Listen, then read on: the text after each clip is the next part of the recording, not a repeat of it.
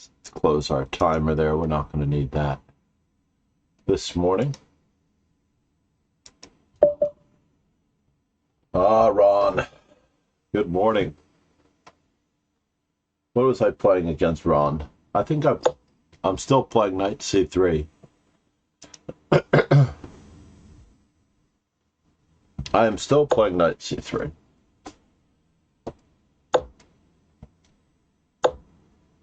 What?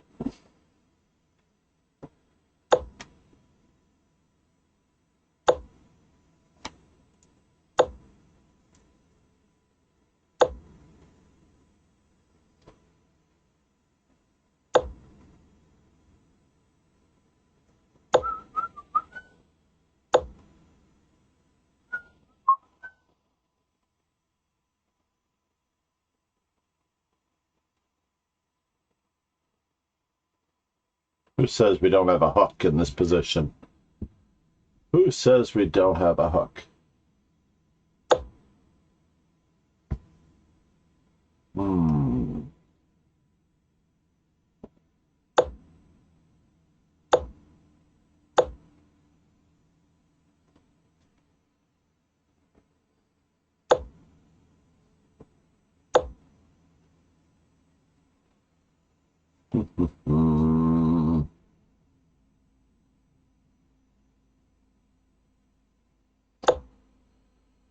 It's just another creative Sunday.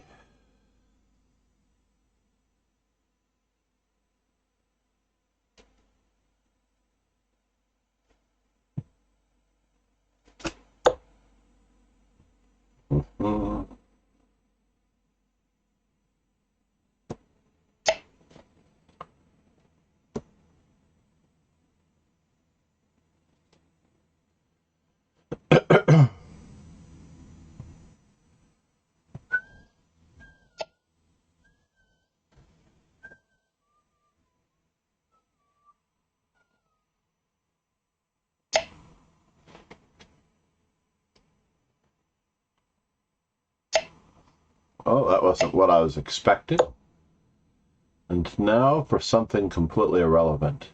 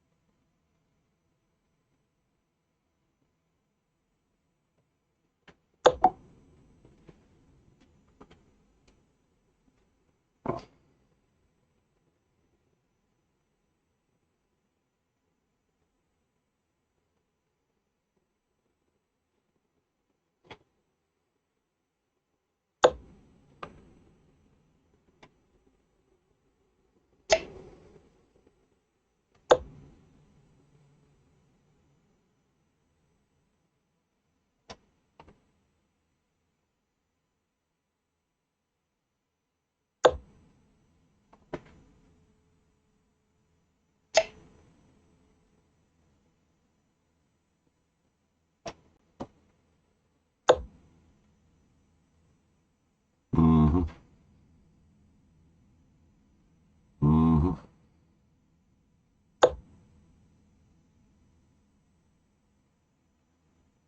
Mm-hmm. Mm-hmm.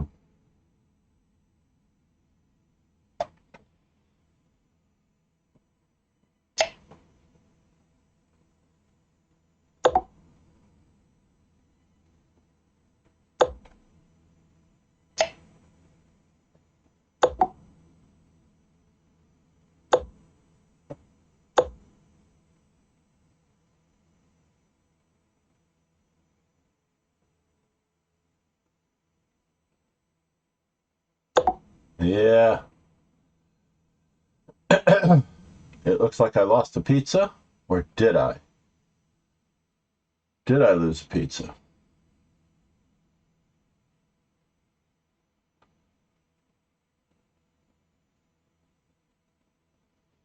Darn it. I lost a pizza. Ron, be kind. Please rewind. How do I...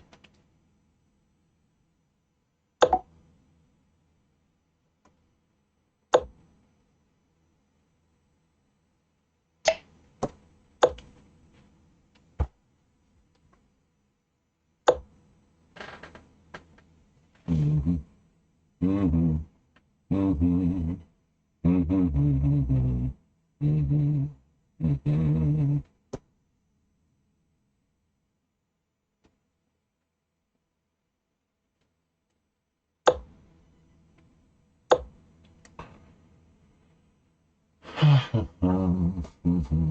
Mm-hmm.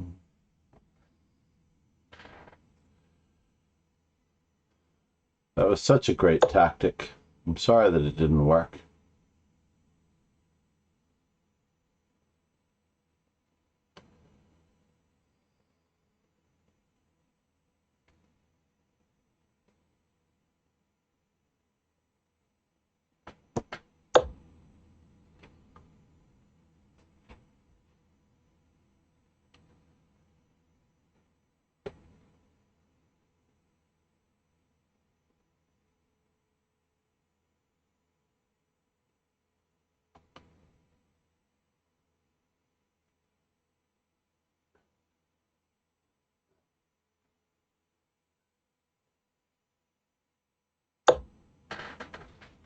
Good toss, huh?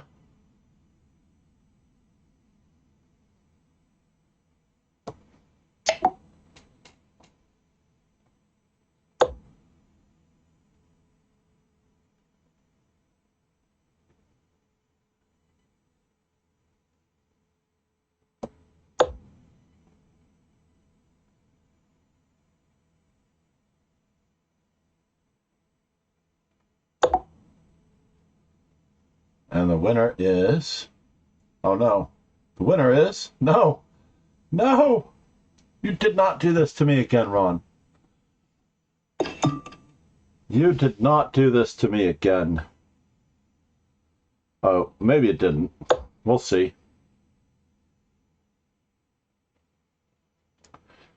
We'll find out.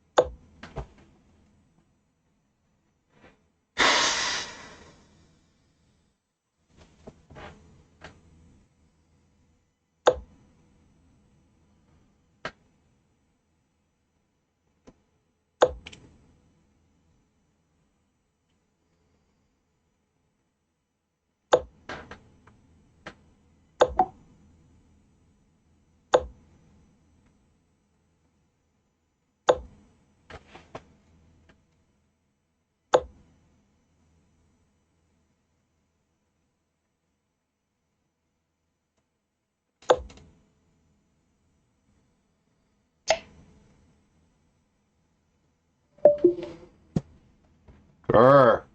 Empty night. Good morning. Good morning, Lauren. How are you? It is great to see everybody after an accidental morning off yesterday. I woke up, I was rushing up here, and instead of being minutes to 5, or 5:05, minutes to 5:15, it was 6:05. Terrible. Good morning, Conta de Luna. How are you? It is so great to see you.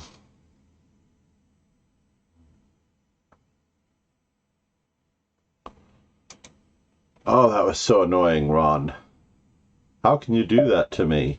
I'm one of your favorite customers. Dude. All right.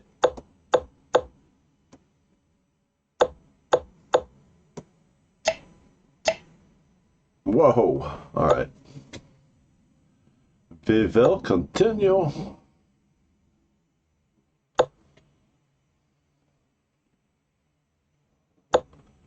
We will continue the interrogation.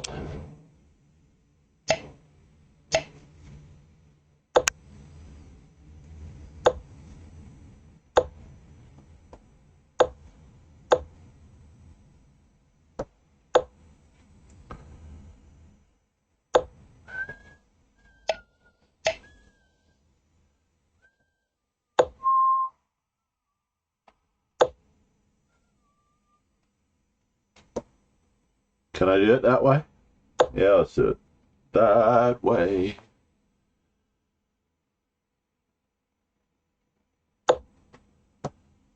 We're going to continue to do it that way. Now how do you guard a pawn? Attacking it 3 times. I thought we were attacking the pawn 3 times.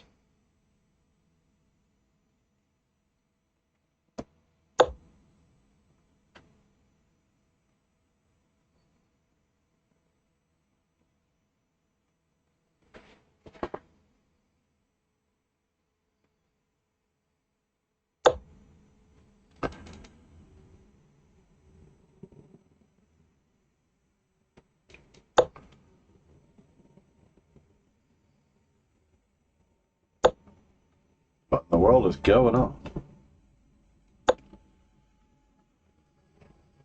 What in the world is going on? What? Hilar Person. I love it. This FIDE thing is pretty spiffy.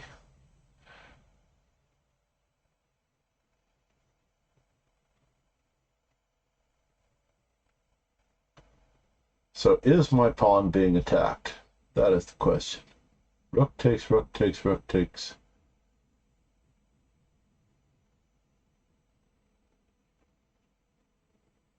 Okay, how about pawn push? Bishop takes, knight takes, rook takes, rook takes. I don't know. It looks like it might win a pizza.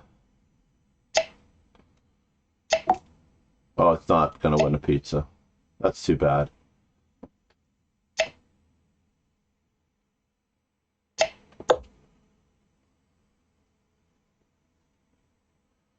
But it could cause a certain amount of angst.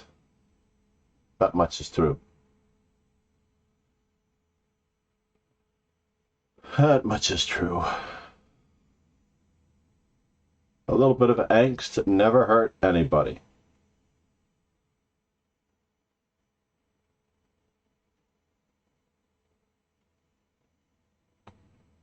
Now the question is, how do you guard everything from a larger amount of angst? Whose back rank is weaker? Check.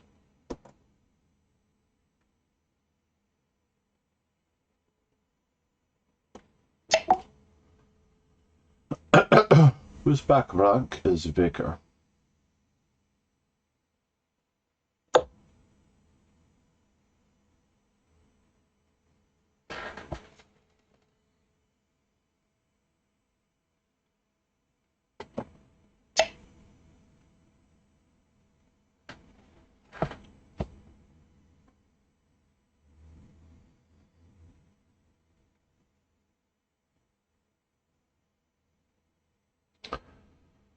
We are about to find out whose back rank is weaker. So bishop takes, bishop takes.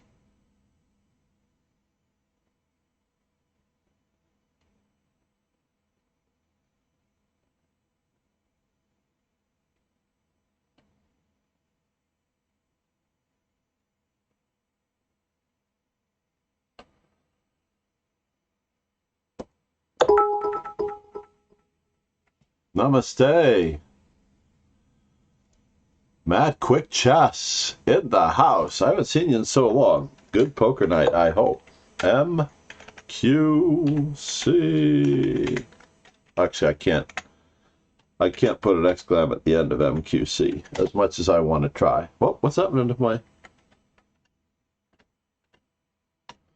So, exclam MQC. Got it. The second time I did that, twice in a row. So wait just a moment here.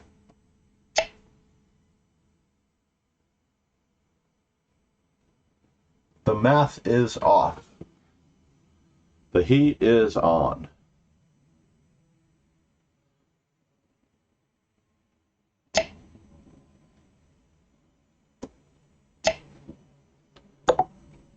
Chess.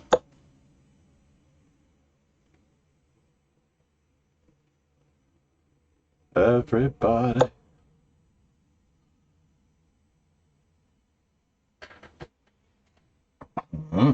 Oh, very clever. Very clever.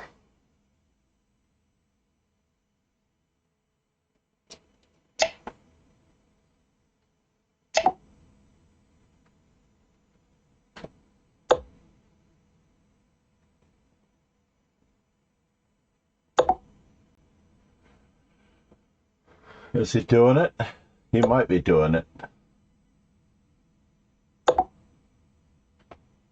There we go. Just a moment's respite to figure this out, yes?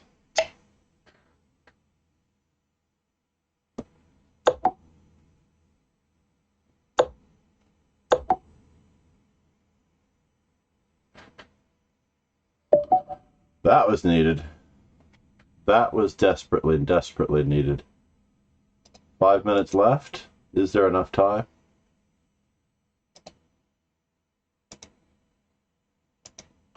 We will find out. How have you been, Mad Quick Chess? Plus 1300. Thank you. Namaste. Thank you so much for the bits.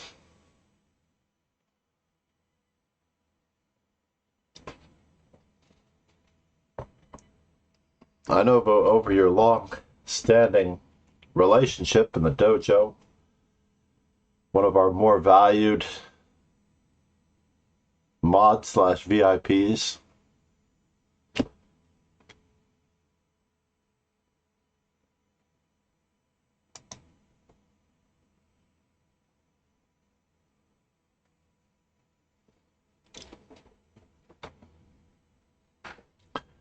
So I am so jealous that you're playing poker for real.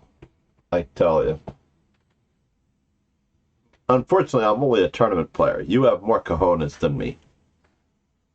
Far more cojones. You have the cojones of Tanya Sachdev. The Fighting King. That's a pretty darn good emote. I like it. The rematch.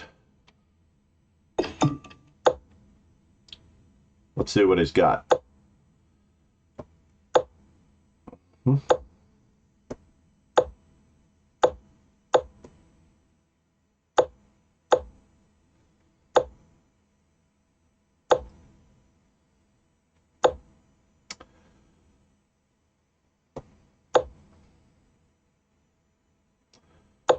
wonder if I could play a classical Dutch.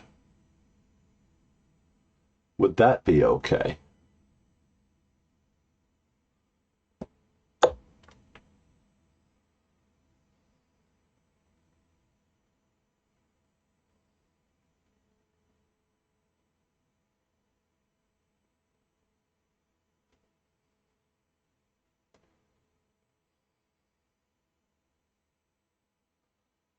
That's true. I could always play classical Dutch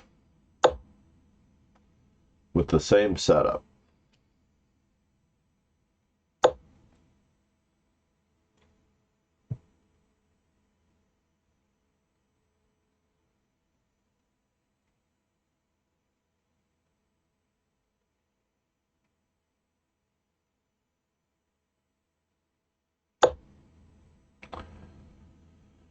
What is he trying to do to me? I thought we were friends. I really did. I really thought we were friends.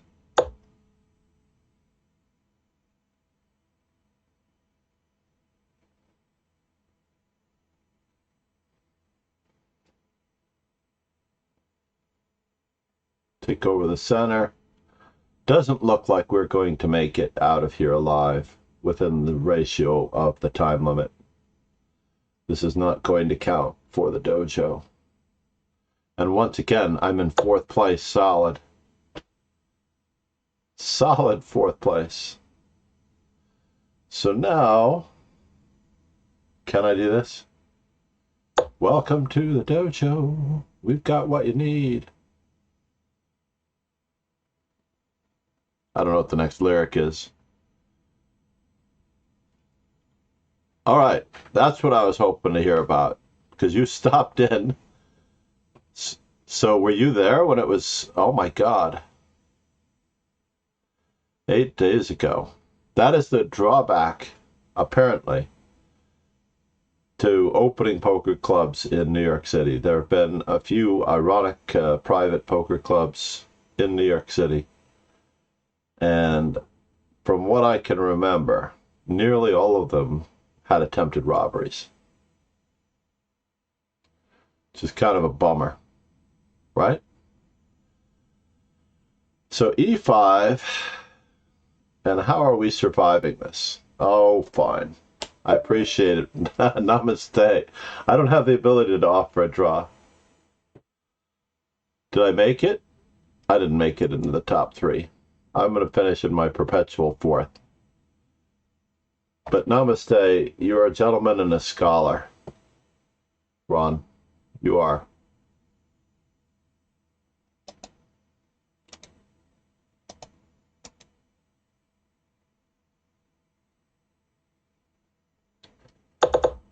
What is the story on this reverse Dutch? Gowan Jones on the black side of this reverse Dutch. Pretty logical. Yeah, E4 makes sense, but we need a second opinion. Wait, have I missed it?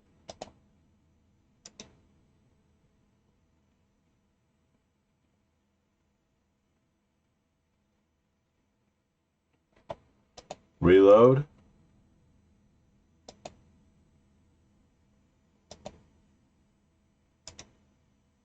What's going on here? Oh, I was gonna say, that's me, the bridesmaid to the bridesmaids. Every single time this week. No, really, that was really nice of you. I thought I actually had a chance for a brief moment in time. I just accepted the draw. Conte de Luna, you are a beast. I mean, I was very happy we had a chance to play in person because you certainly are strong and you are very resourceful and you are the real deal, Conte de Luna. 2583 performance. Beast mode. That means you beat Ron twice, probably, right? Is that true?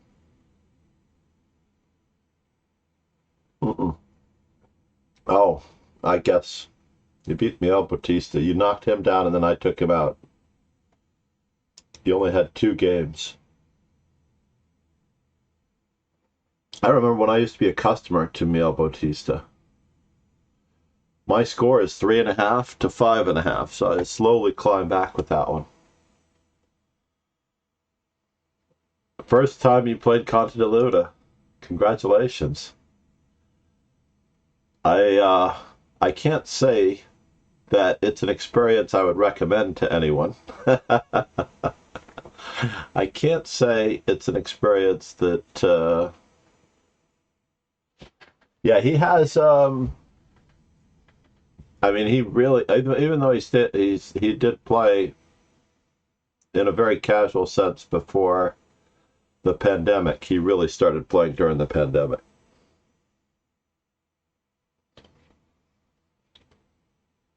If I'm not incorrect, I am actually feeling terrible. Absolutely feeling terrible, but I don't remember more about our visit to Dubai together. But I hope I'm not outing him here, is an opera, I believe he was an opera singer. He could just be a singer. He definitely did opera, but he has a great voice.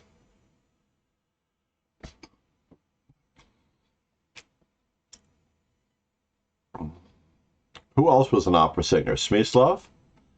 Ed, you fun chess on YouTube. How are you?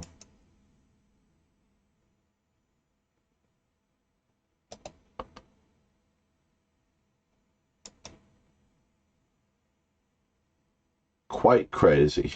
I'm just going to take a quick peek and see who's who's stinking up the joint at Tata Steel. We know that Geary and Magnus and Mamedyarov are first, second, and third. I'm sorry, Magnus, Geary, and Mamedyarov are first, second, and third, respectively. Today, Magnus plays Karyakin. Oh, that's a great score to settle.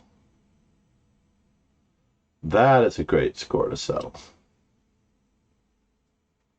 What is the wiki? Ah.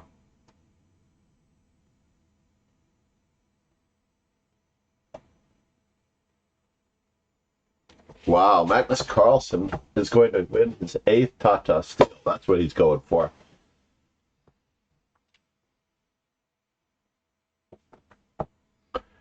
This record will never be broken.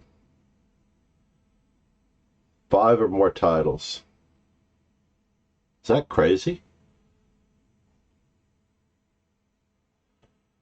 Apparently, and I did tune in, the playing hall of the Mac.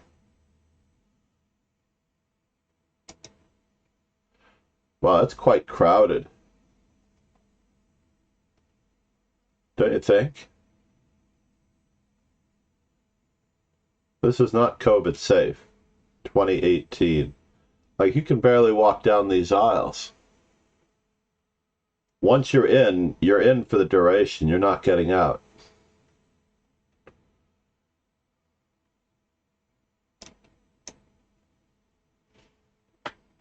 That's all I have to say.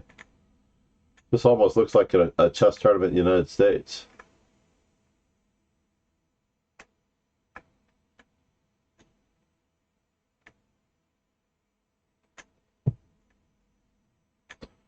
And this is truly a great picture for anyone who really wants to know what a chess tournament looks like.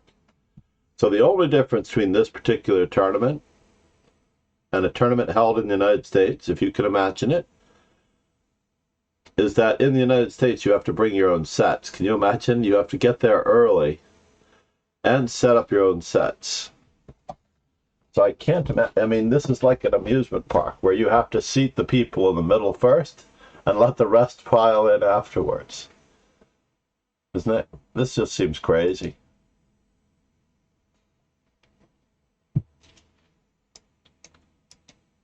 Oh, I can actually zoom in further? Good God.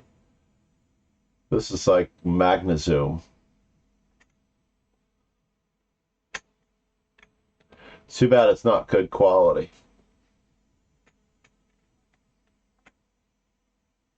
That actually looks like Mike Shahade there, Jen Shahade's father. I don't think it is, though. He hasn't played in a long time. I would not know anyone in this event. How do I escape? I want to go back. Control 0. There we go. Control 0.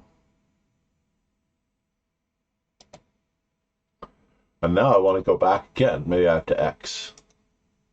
Ah, but then I really go back. All right. Fair enough.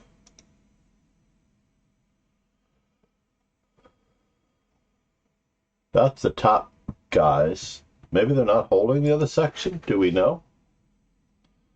If they're holding the challenger section? I mean the festival section?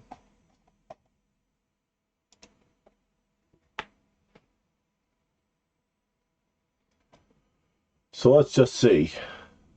Magnus cannot play himself, but he has Vidit, Karyakin, and Caruana. And Dubov. Wow, he's got a rough lineup to fifth.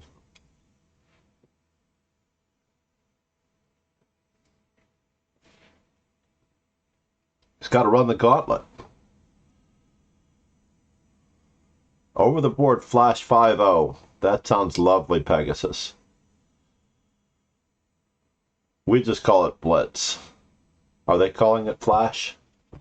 Is that why we have the fire on the Lichess? For the Flash fire? Whereas Esipenko has the tail enders. Prague and Grandelius are stinking up the joint. They did not bring their deodorant. They're roughing it here. in last place. Sam Shankland, who no longer wants to do the work, or probably put in the hard work, or listen to Jacob Ogard,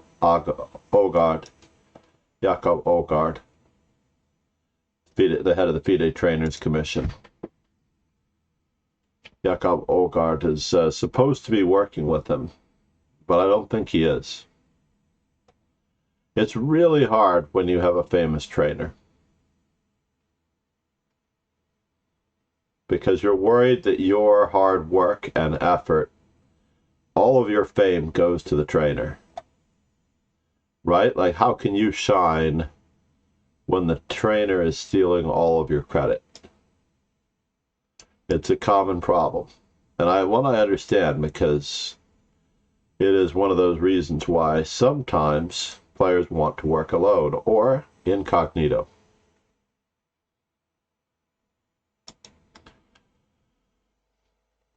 Oh, the chess tournaments in Stockholm are packed in too, but you don't bring your own sets, right? More Grandmasters, more tournament history, former winners. The Wimbledon of chess, indeed. I have to click there. You couldn't make it so I could click anywhere. That is a very clever, beautiful looking port. Do you see this design? This is very well done, I have to admit. I'm not sure what they're playing in, but there are no windows on that. All-time statistics.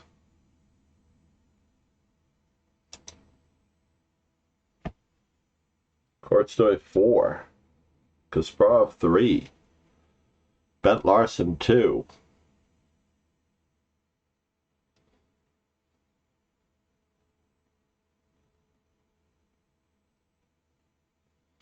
Looking for anybody surprising down here. You see anyone surprising? It's nice that Walter Brown has 2 wins in Tata Steel. And Vaikanze, I should say. I would like to look those up. I believe this name is misspelled. Evo is IVO. But maybe I'm wrong. This ELO is 2376 now.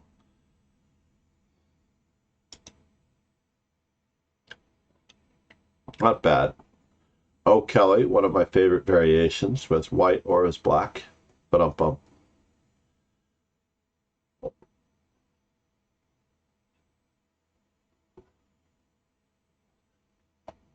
Trifunovic was apparently a very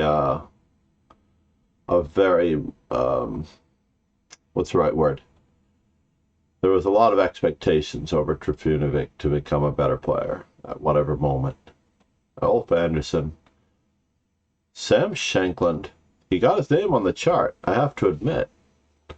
So is this for the challengers and what do you think?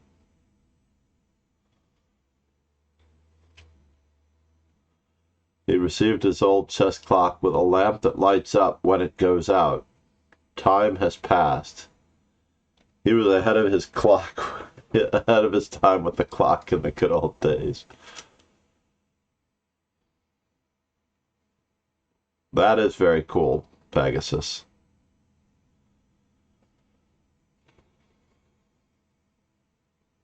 With a lamp that lights up. So if the time runs out, the lamp lights up, right? That's what I'm translating a little bit there. So the chess clock time runs out and the lamp lights up. That is very cool. John Nunn with 3. I can't believe that Nunn didn't accomplish more. I had a lot of high hopes for Nunn.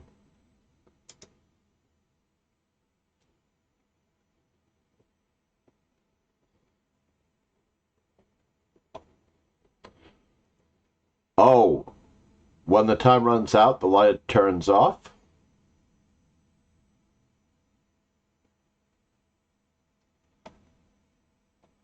Got it. Mark Dvoretsky. Hold on, what is this yes and no?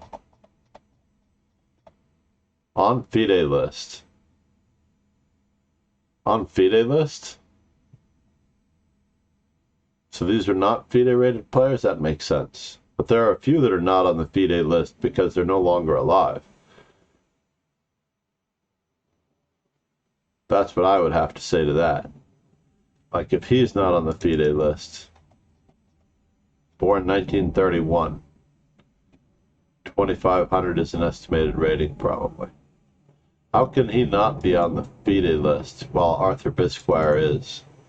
Because Arthur Bisquire is no longer with us. FIDE list.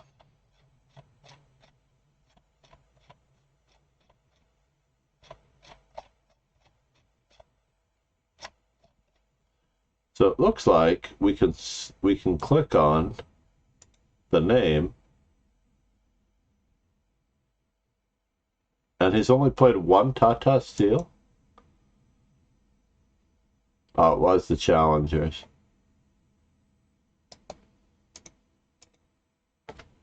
Right, Group A. So winning the Challengers counts as winning Tata Steel.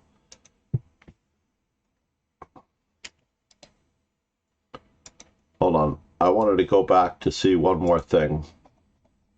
Because I'm a huge fan of Grandmaster Walter Brown. I don't think Fischer ever played in this tournament because it was formed just after him. 1974. 1980.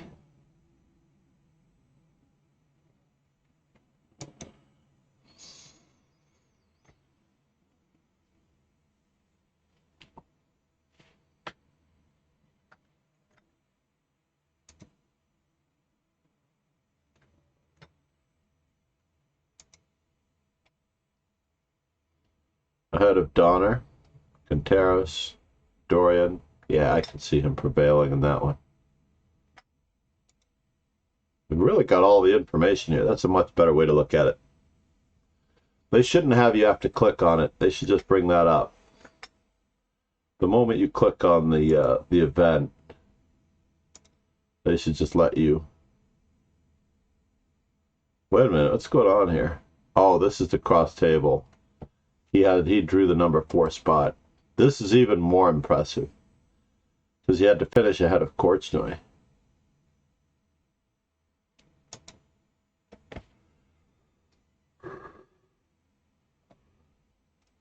Too bad we can't click on the game, yeah?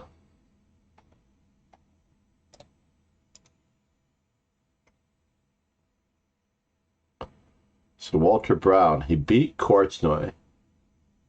He drew with Robert Byrne, the other U.S. player. Then he beat Korchnoi, Kovacevic, and Litgeric. He beat the 3 tail enders, Timon, Vanderbilt, and Sunineto. And he also beat Lev Albert. I shouldn't say they're tail enders. That's pretty impressive. Oh, he tied with Yasser. Wait a minute now. I didn't realize Yasser was in here.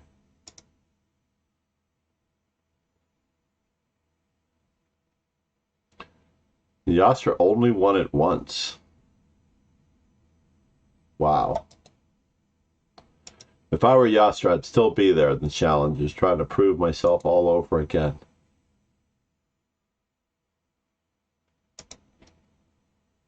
I hope you could see that. Oh no, it opened up a new window? Nobody could even see what I was looking at? Oh no, I'm so sorry. All right. I'm bringing it up in the Discord.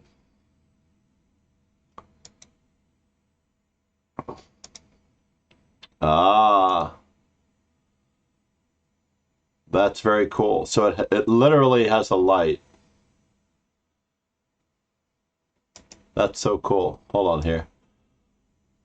We will share it. We will also let other people pay attention to it.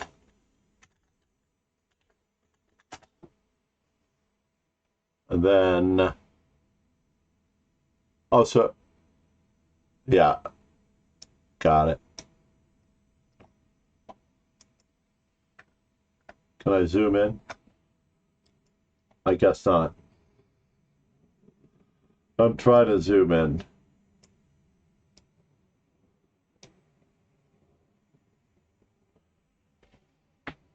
They used to have a chess clock that would just ring every 10 seconds. It was a single-faced clock with a bell on it.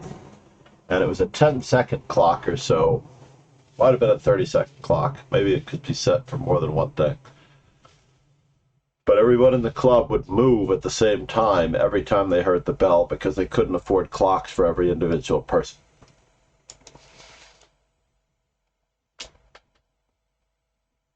Very cool. I'm going to have to find that picture of the chess clock. So yeah, the thing I was checking out, Balbenko. Joel Benjamin. Ouch. He only played Baikonse once? Cross table. Standings.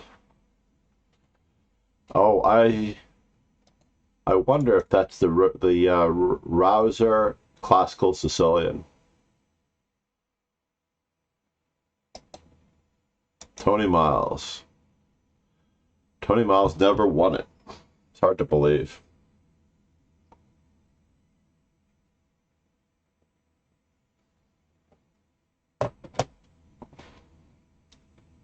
Craziness, eh?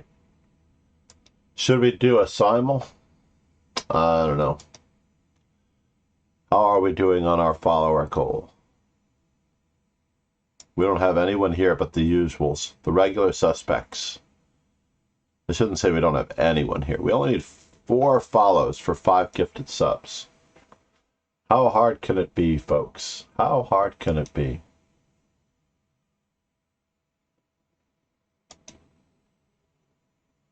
Check my schedule.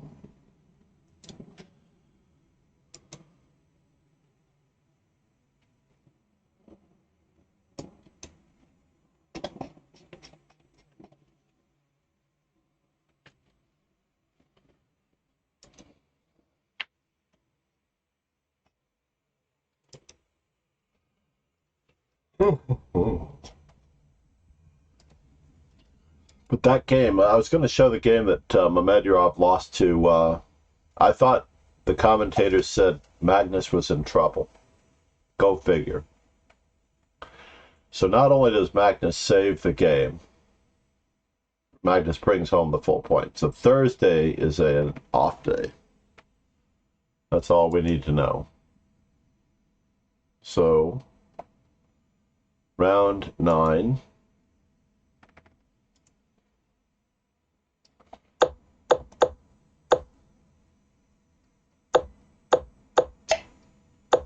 It's really crazy how Magnus does it. I mean, I sort of know what he's going through because I don't know how I win my games either. Is Tony playing chess? Tony Miles? No, he died, unfortunately, a couple of years after we had gone to dinner together. I believe he died in the early 2000s. Alexa, turn on Master Chess.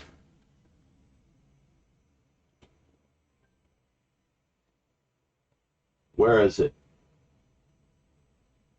Here it is. Great biography.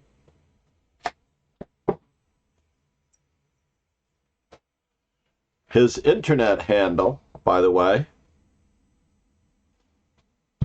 his internet handle on ICC was It's Only Me, which is an anagram of his name. Tony Miles, you rearrange the letters, and It's Only Me. So I'm trying to think if this this book came out after his death.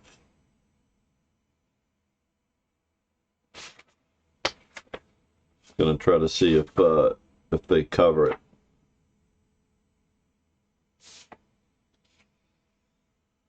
He was 46, and he died November of 2001. It was really tragic because I actually had just made his acquaintance, and he was a super great guy. He was so funny. His humor was so biting. We were at the Chicago Open in 1990. Could it have been 2001 Chicago Open? It's hard to believe. Hold the phone here. Let's see if I can find. I'm not going to dox myself here, so I need to bring up the tournaments from those days. 2001, I won Foxwood, so it had to have been like 1997. Where's my Chess Federation?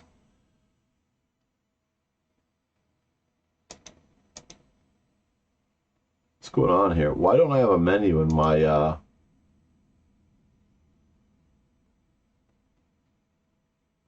bookmarks? Show bookmark bar. There we go. That's what was missing. I will share this with you in just a moment as soon as I bring it up.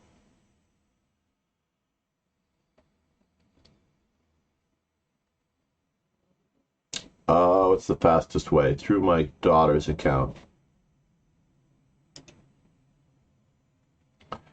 Because she played in the Chicago Open of 2016. And then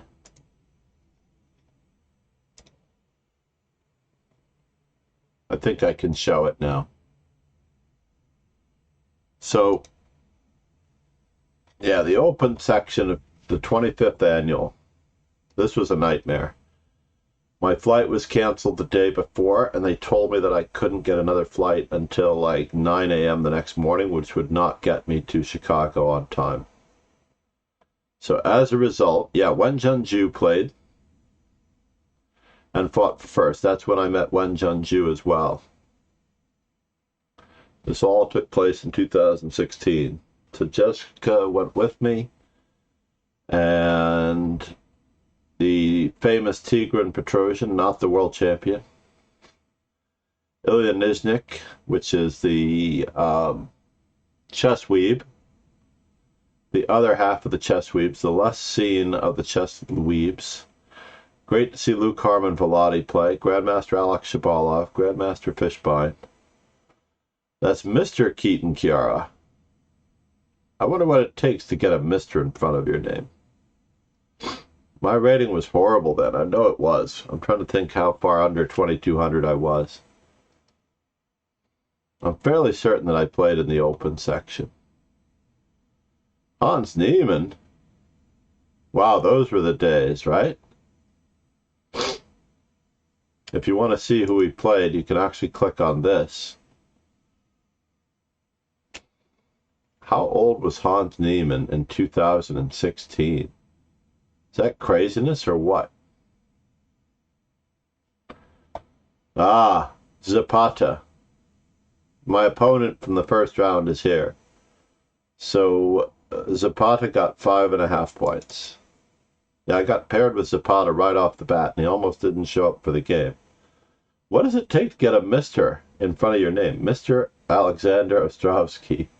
I've noticed this a lot lately, that people have been adding Mr. What does that mean? So 5.5 points. Zapata, here we go. And that means that I got, oh, yeah, I played him in the 4th round. I take that back. God, my rating was so low then. 3.5 points. So I have to keep going in the Open section to see all of my opponents. I remember one round I was accused of cheating by my opponent because I beat his son. He assumed that because I beat his son E4, A6. Yes.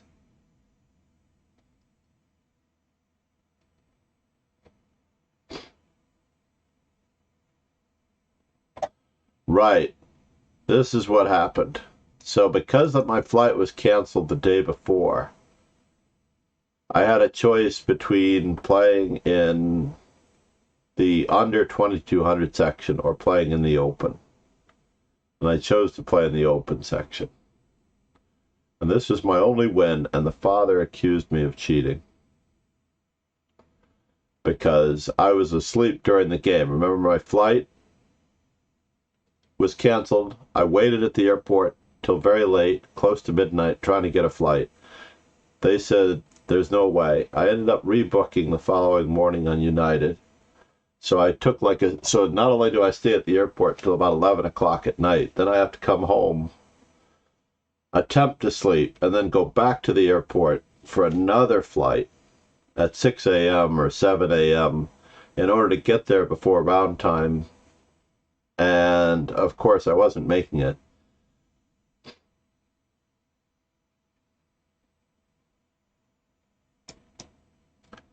What has my opponent accomplished in all of these years? What has he accomplished? Is he still playing? Apparently he is still playing. He played last weekend. I should go and hunt him down. He's only playing online, though. Got it. Oh, he did play in Iowa? St. Albans. The Hawkeye Chess Club. And he won the tournament. Woohoo!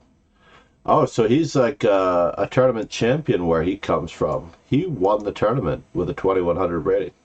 Maybe that's why he thought that the only way I could beat him, half awake, by the way, I'm sleeping at the board because I can't keep my head up, and I beat this guy. I might have to include that game in my greatest games.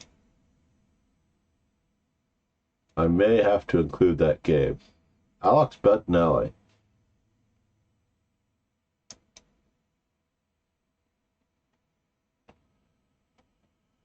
I think he's a New Yorker. I thought he was a New Yorker, but I could be wrong. Did he used to be a New Yorker? Let's go back in time. Nope. Alex Bettinelli. I could have sworn that was an East Coaster. The Minnesota Masters.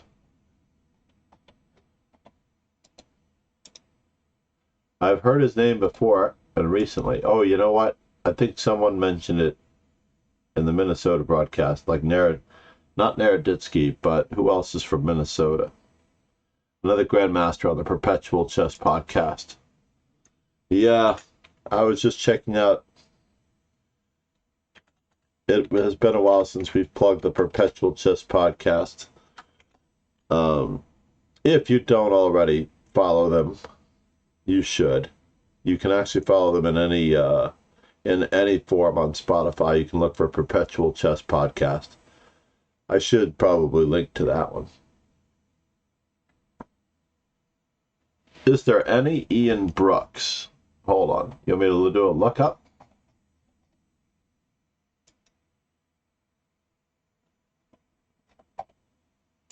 I'm going to say home. Hey, their website is very glitchy. If you thought this is the old site, and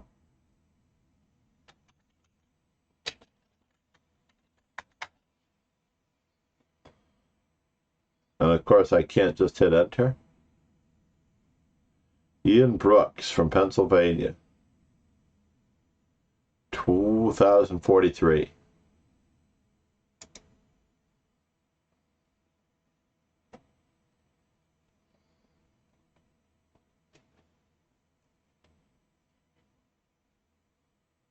It's pretty amazing that the published ratings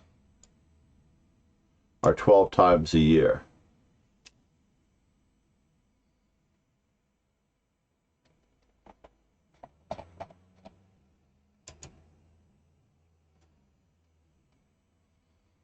He is is playing the Beecham Club Championship. Let's see what the Beecham Club Championship is like.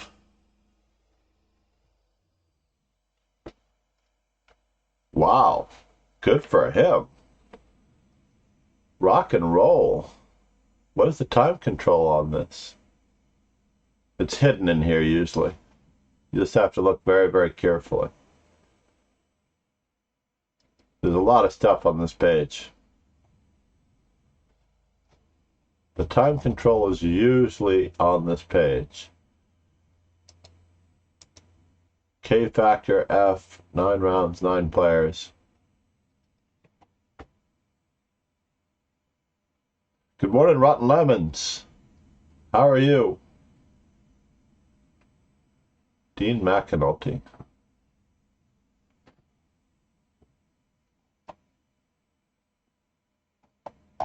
So I can't tell what the time control was. It's usually on this page. Section 1 unnamed. Interesting. It looks like they may have sent it in by hand. Sponsoring affiliate.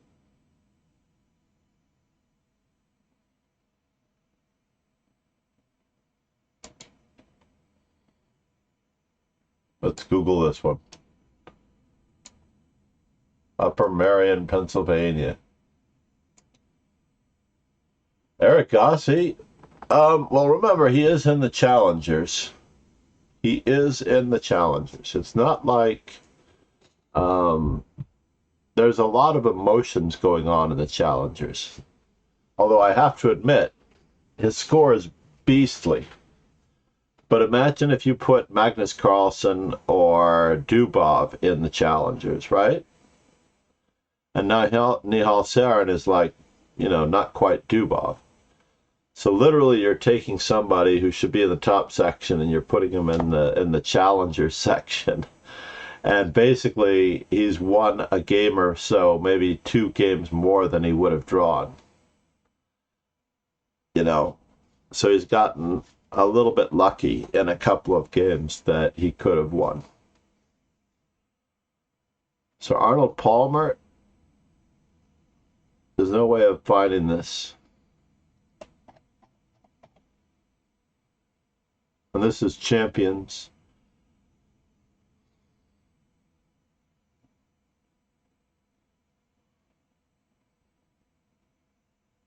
Need to put chess in here. That's what's missing.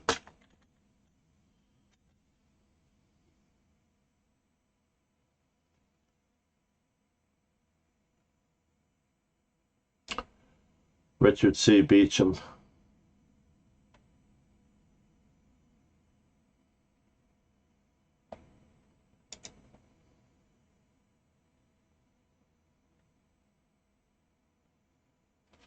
Nope. Not a chance. Teddy Coleman. That's pretty cool. Teddy Coleman is a good kid. I've known him since he was so young. I can't believe that he's as old as he is. He was one of the last assistants to Mark Arnold in helping to train him when he was on his way to becoming a Grandmaster. It was quite cool.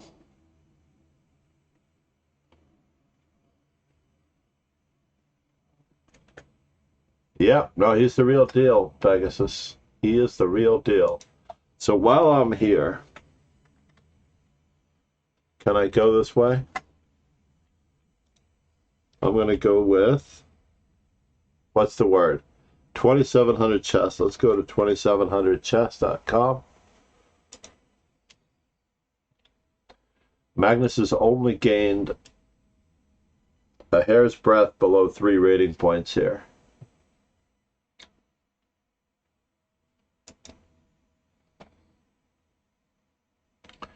Geary is surging. Is Firouzja not playing? I don't think Firouzja is playing. He has not generated any press. Duda, not having a great tournament. Rapport, no problem. Mamedurov, still way ahead, having lost to Magnus. So over here you can see what games have been rated by clicking on the games archive, avoiding the ad. and you get to see the latest games that have been rated. So the live games on 2700 Chess. The other very cool thing about this is to see the Rapid, the Blitz, and the Juniors. So Hans Niemann is now 2641. He's 18 now. So 5 years ago he was 13 and 20. No, 6 years ago he was 12 and 2300. That was quite good. He's playing the Chicago Open. Will he break 2870 with this tournament? I hope so. I hope so, Lauren. Fabio. Picciaro. You played a correspondence game with him under the pseudonym Fabio. All right, Pegasus Fabio. No. I think you were just looking up his games on chessgames.com or something. The wish list. What? This isn't supposed to be here. Wait. Dude. I think Claudia put this in the wrong wish list. Yesterday. Move. Claudia and Anakin's wish list. Yeah, the Amazon wish list.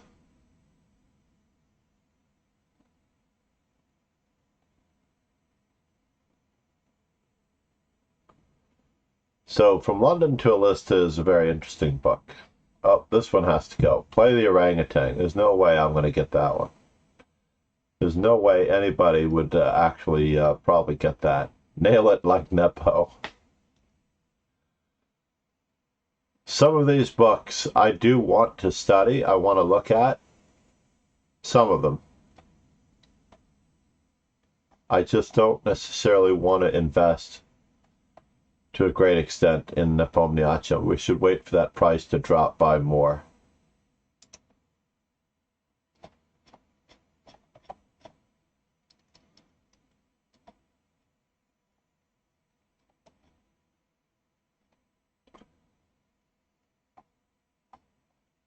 Can I move it to the top of the list?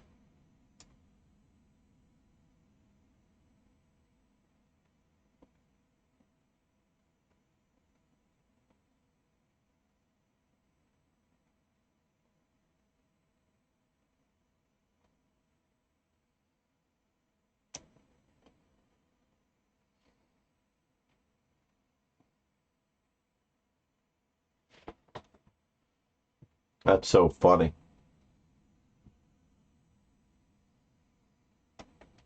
Whoops. So meanwhile, back at the ranch, Tonto, not knowing the Lone Ranger was disguised as a door,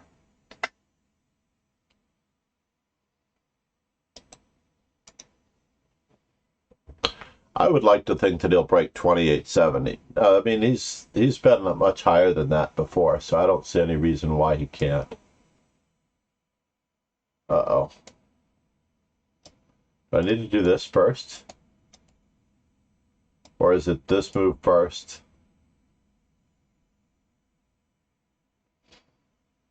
Check.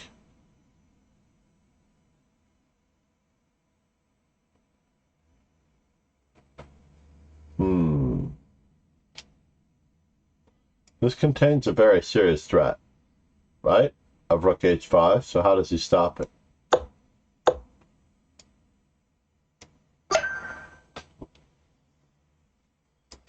It's craziness, right? Do I need to check him first? Is there a threat? What is the threat? Ah, this one. Always pay attention to what your opponent wants.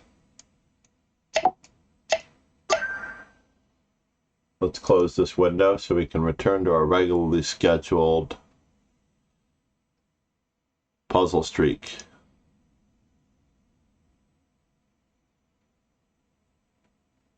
And we're here.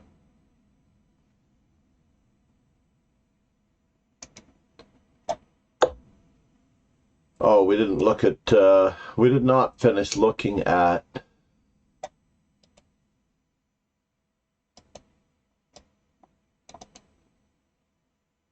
skewer.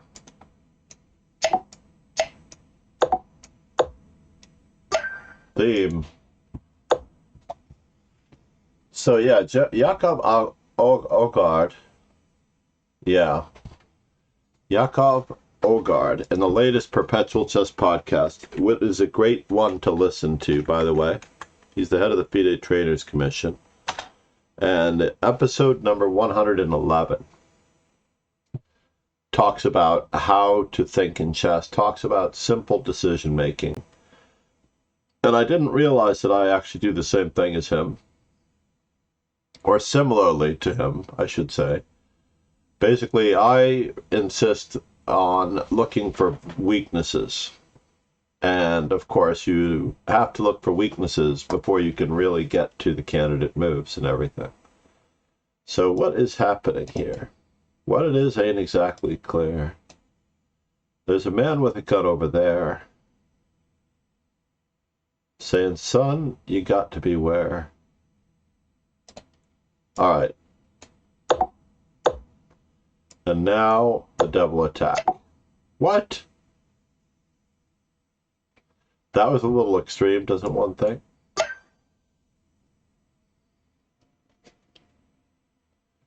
It was either queen takes c8 check or queen takes g6. Those were two tough choices. Is our queen trapped? It's okay to lose a piece? So black has 3 minor pieces, white has 3 minor pieces. This is craziness. We can't just retreat our queen and be down a bishop.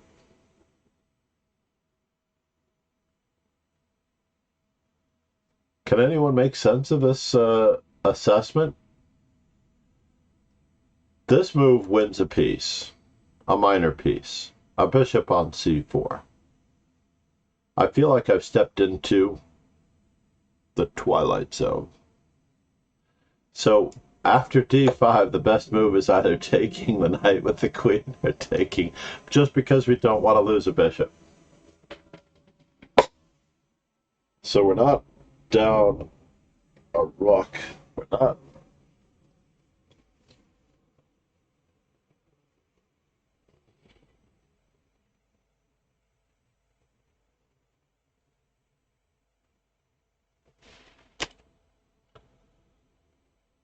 I don't understand this assessment.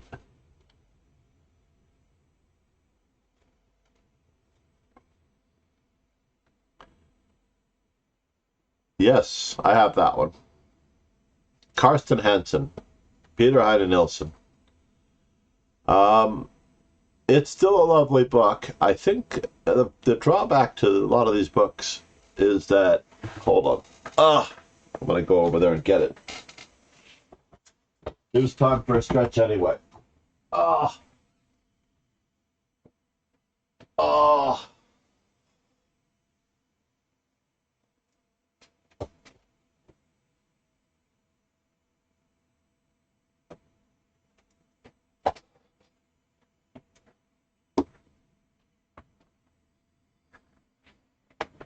So I'm comparing it with the original. So I have the original from 20 years before, I guess, right? Sicilian Accelerated Dragon.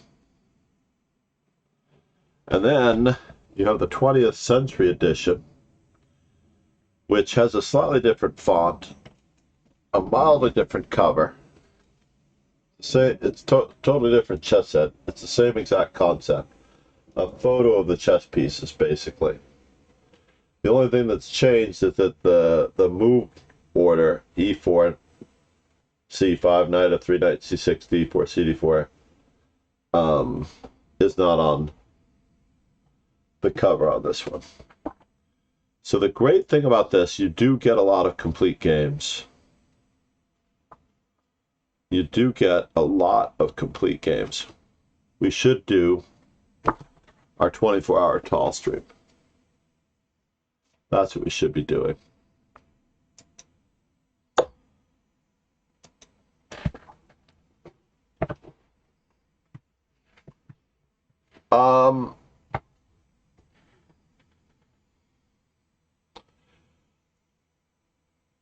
Well, first things first, okay?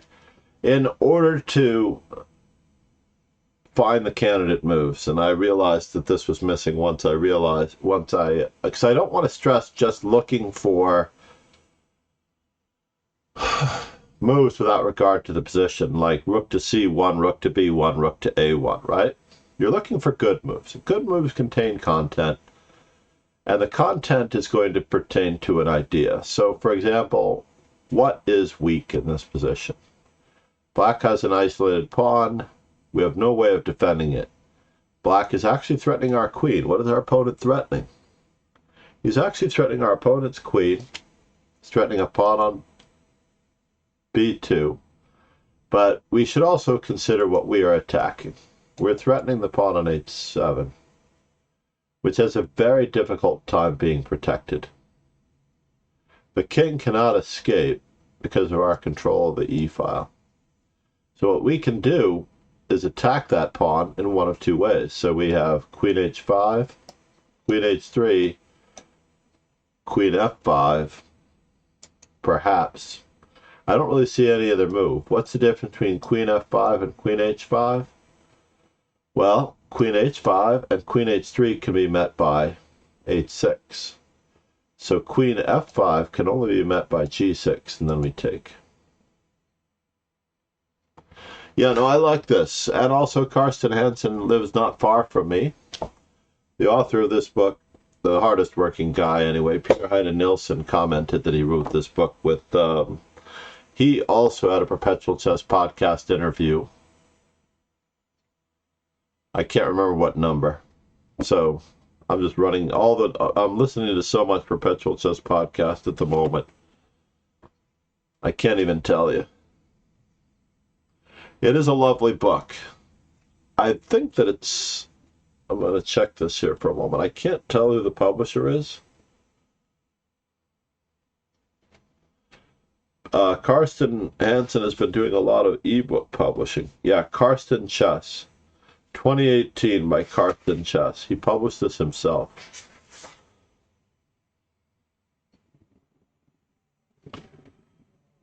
Forward to the 20th anniversary edition. So, we decided to add additional value to the book. A brief summary by Peter Heine Nielsen on the current standing of the opening. 10 more bonus games.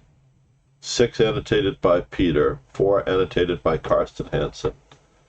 And then he lists the games that are included within the text.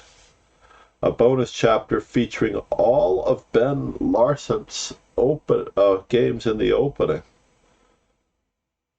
and related openings. So the 20th anniversary edition contains a bonus chapter featuring all of Ben Larsen's games.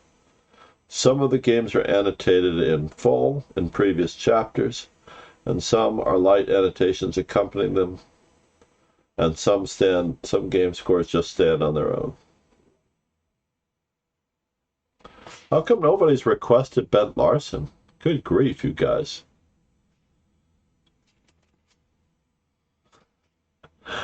I want to do a 6-hour stream on Ben Larsen, not Magnus. Everybody knows Magnus. I have to say that I also play chess in as much... I love Ben Larsen's creative style. He was quite incredible. So we can see that if we play the move queen f5, the only way to stop this is g6, which loses a bishop. And I have had this tactic in my lifetime. I've had that in a real tournament game in my lifetime. So now it looks like we're taking advantage of a pin, right? And it's a discovery. The knight can't move because of the queen capturing the queen. The only square the knight can move to is back. And he has queen e6 check. And if I return with my queen, what has he got? Or should I just capture?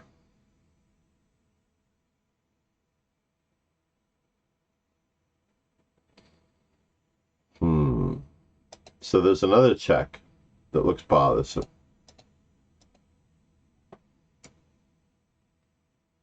That was a tough call. Queen takes g5 would have been incorrect. But it wasn't because of... I'm only getting the piece back. I thought I was winning a piece. Ye gods, folks. That's terrible.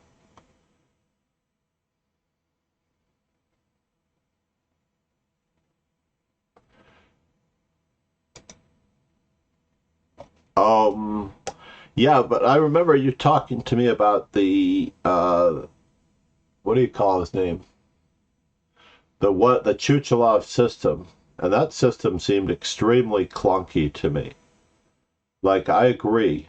So, Jakob Ogard, the FIDE trader, I'm trying to pronounce his name properly. Yes. It's a classic in Danish, too. You must have a plan. You've adapted it to make it quicker. So there are 4 simple questions that you just have to ask. In most positions, there are automatic moves, right?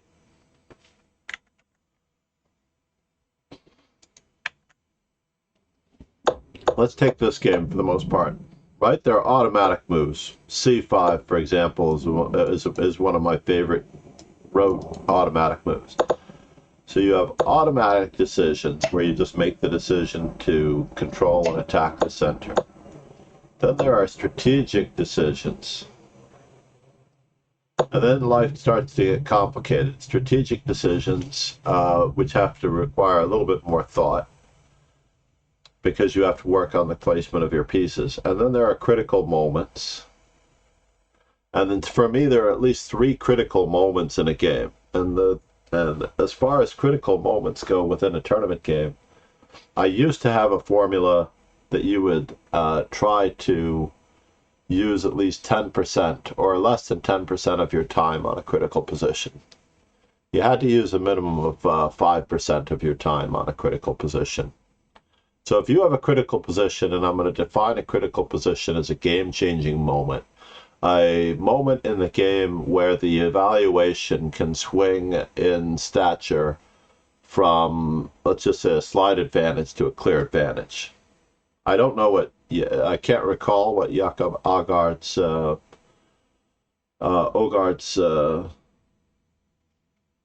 assessment was, but I do know that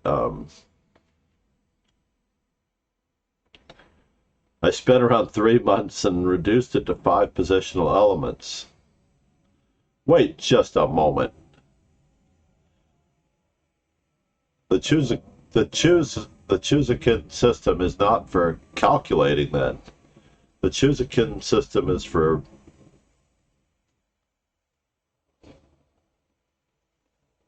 assessing a position and forming a plan, maybe, not for calculating. Forming a plan for a position is very different from calculating. Forming a plan means that you can use a bit of schematic thinking to recognize, without the knight being on f6, of course, that a knight that's outposted on e4 will be lovely for black. This bishop also needs to be addressed. We need an open file for our rook, so we have to actually plan ahead for that to a certain extent. Yeah, I do know that there are Steinitz's positional elements, which there are about 9 positional elements in Steinitz's table.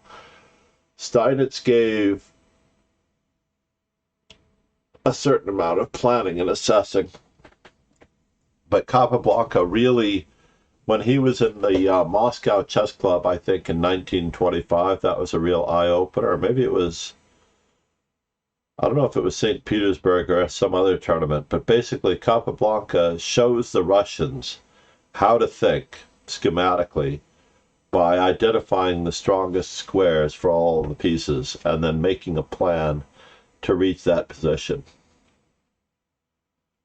It may have been around the time of Capablanca Janowski, which is lauded by Shereshevsky in the first game. So far, all automatic decisions. This one's a tough one. I have to admit, this is a tough decision. I don't know that I could actually capture. There's no threat for him to push this pawn. I don't necessarily want that knight to reach the c3 square. I would rather have them be redundant on d2 and then capture. But okay. The opponent goes for the Carlsbad pawn structure. In the Carlsbad pawn structure, you have a standard line like this. And it's usually most closely associated with the exchange Caro-Kann with colors reversed here, or the Queen's Gambit declined. Sometimes I get this from the London with the bishop on f4 and the bishop. So this is also a London for white with the Carlsbad pawn structure. And we're basically going to... When I looked at that system, Lauren, the only thing I was leery of, I mean, it's obviously a good system. I'm not saying that it's not a good system. The hard part is, and I don't blame him, because if I became a master or a strong player, or if I have success, not unlike Yakov Ogard, having a lot of success with Boris Gelfand and Sam Shanklin and Ganguly, I believe. He has a lot of success with a lot of these players. It's hard not to tell everybody that your system is the best system. So I'm curious as to who he named his system after, right? Who was the player that he named his system after? That's a rhetorical joke, because we know that he named it after himself. God forbid I should ever be able to name something the MacArthur system. Ye gods. Somebody else could do that years after I'm dead. They can say, you know what, MacArthur always played creatively. And then Carlsen came along and stole his thunder and did the same thing at a higher level.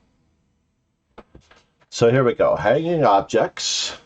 Yes, identifying weaknesses.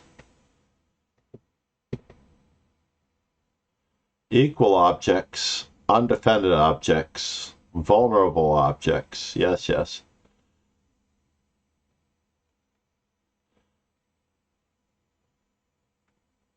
So those are the 5 that you have broken it down to.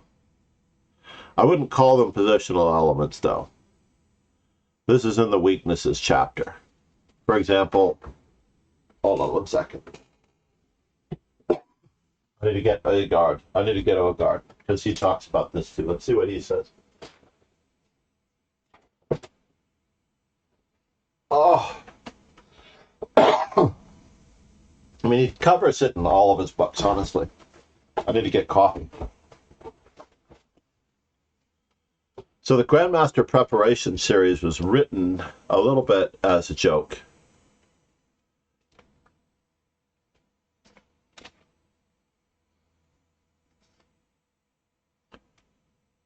Geometric objects, yeah.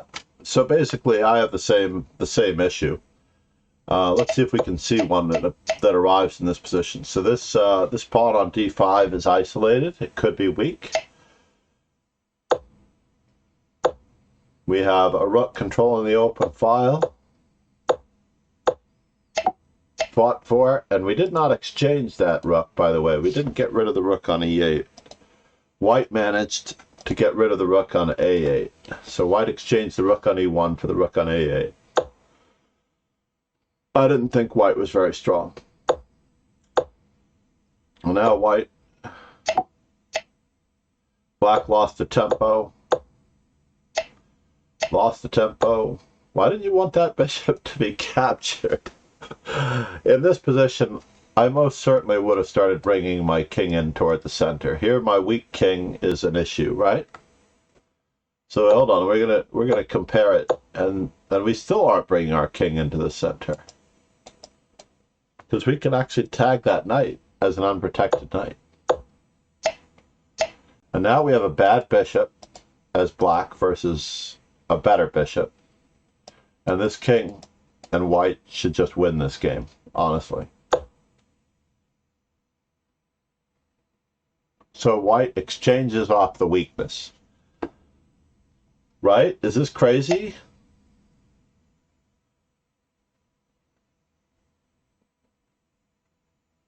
I want to meet this guy who's playing white.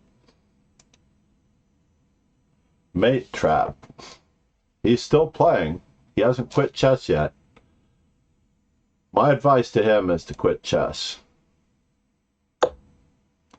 I'm paraphrasing John Belushi on another collegiate scale. Wait a minute, this isn't the same position? Oh yeah, it is. I never bothered looking at the end of it. So it was a London. Oh, and it is a Caro-Kann. Now it's a Caro-Kann. It's also a Queen's Gambit. Now it's a relatively horrible position for black. So black does not want to trade pieces because he's in the endgame. Let's change our sounds because they're very annoying. I apologize, everybody. Lisp is too set. That's too weird. Is that okay? I don't know. I don't know if I like that either. Oh, here's the sound volume. I never knew that existed. I actually kind of like the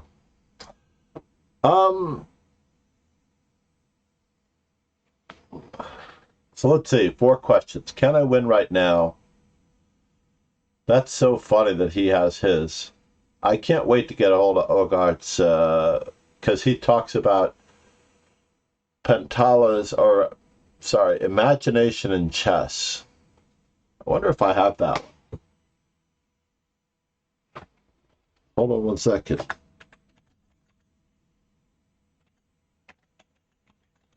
Peter.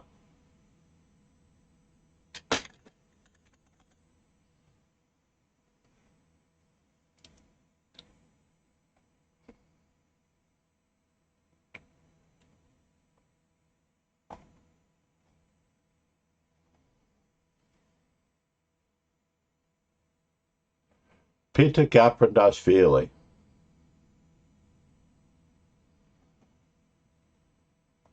Pata Gaprindashvili. Let me check my G's. 1 second. You know it's bad when you can't know if you already have a buck, right? M's fine. Evans. Wait a minute. Oiva.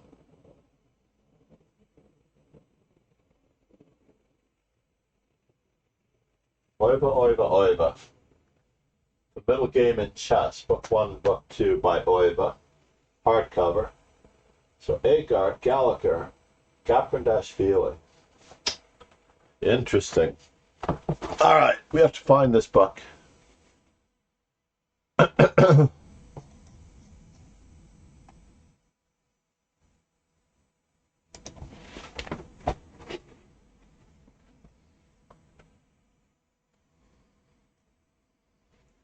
How to think creatively and avoid foolish mistakes. I can't believe I'm going to pay full price for this book. This book was on clearance at one time. We can also add it to the wish list.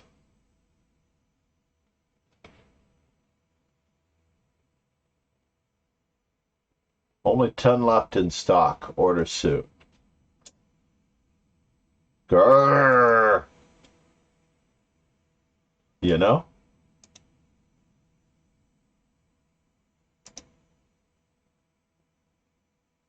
These are exercises And he talks, and Ogard, Jakob Ogard talks about how he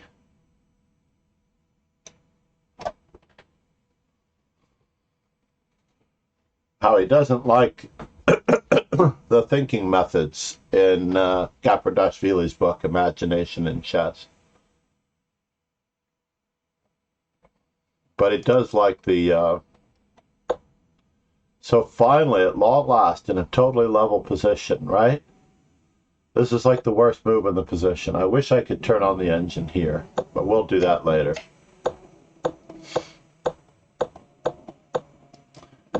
So now there's absolutely very little to play for.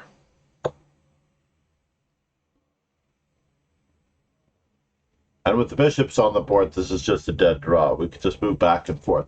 One way to lose this, or win this, depending on how you look at it. So here, let's fix him up. Fix him up. Right? We're going to analyze this game afterwards, by the way. So now that that one's in place, we certainly should fix him up. We have all the tempi in the world if we need it. And black has none. If we play b5, right? So this is getting extremely exciting.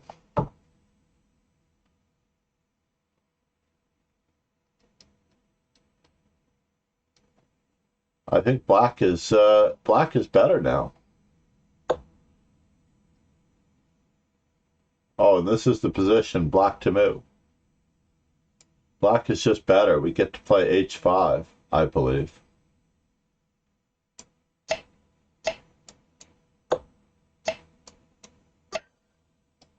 Yep. So let's go back in time here. So after pawn takes, g4, a4, and I believe even g5, b5. There's no danger here. So if we do this, there's just like literally no danger. And on f5, we can exchange everything off and we can hold our ground. Yep. Then we go back to the bishops on the board. I just wanted to see this assessment. So white is better. Maybe he doesn't really have anything.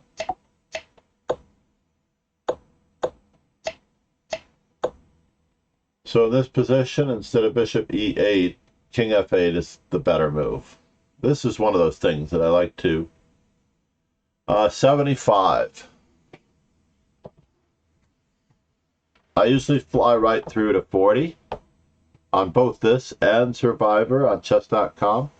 I fly right through to 40 because they're all easy.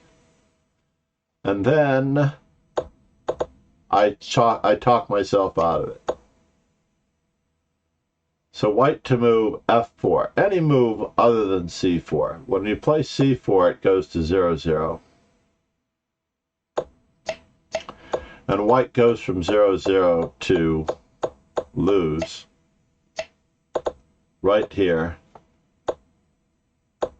And then kaboom. So all white has to do is lock down on the center, right? Yeah, this is easy. The main reason this king cannot leave the area, this pawn cannot be pushed without it being lost. This pawn will break through and this pawn will queen. What is your high score, Lauren? Have you been doing it long? So I know this isn't your original server. All right. Weaknesses. Weaknesses. The bishop, back rank, pawn on e6. It's hard to fault a move like queen to f7. Right? Queen to f7. Queen to d8.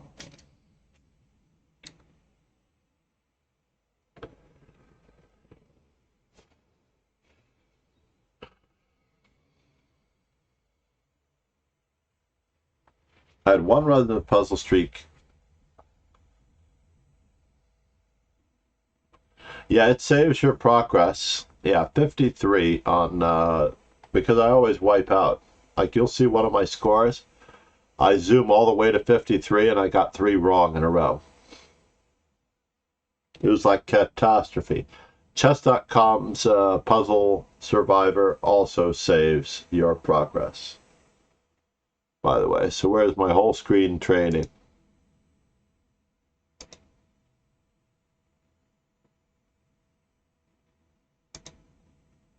See, here we are. But if I forget about this, I think there's a limit. Like, I usually fly through to 40. I'm at 40 on both of these. But now, for our next trick, I'm going to open up Microsoft Edge. And I'm going to go to Puzzle Streak. So it saves it in the cookies of the browser.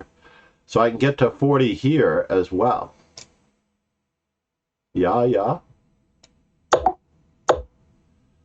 Wow, and let's turn down the sound again. You guess. Is that reasonable? So the first thought, second thought,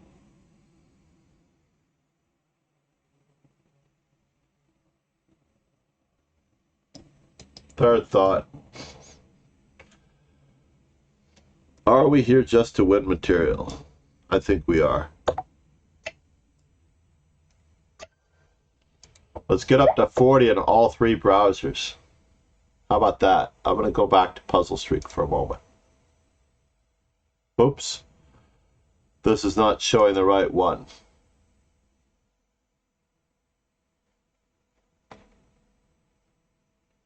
I need to close the other one. Go to the original score here. There we go. So this is Microsoft Edge, Puzzle Streak, and we're at 31 here. Check, checkmate.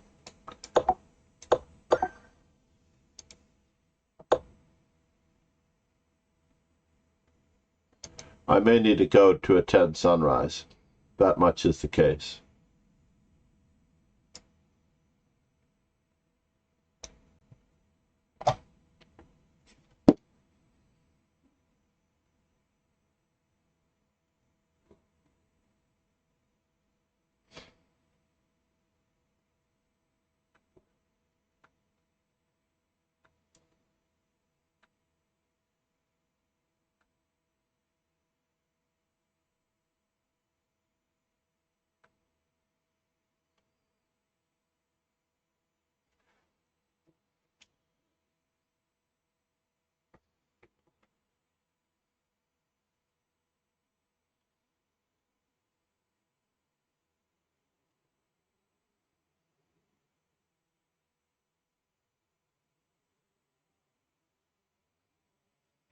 All right. So meanwhile, back at the ranch. This is pretty obvious. This could be pretty obvious. Is this a fork? That is the question. What is he threatening? He's threatening this. Right? So it looks like we better act quickly. Takes. If we don't take the rook right away, they also have either knight e3 or bishop e3. But usually it's not. Right? Usually it is not taking the thing at all.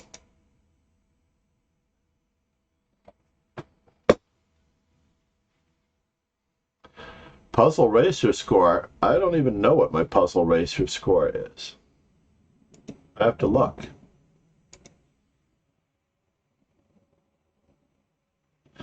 Ditto. 57. Puzzle Storm, just a shade better. You are a puzzle master, Lauren.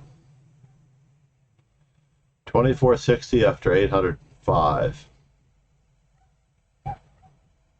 I don't even know. I did not know my own scores here.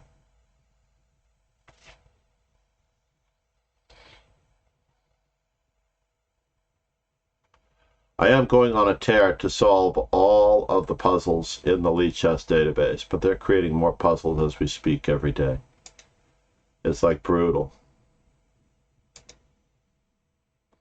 Now I'm up to 132.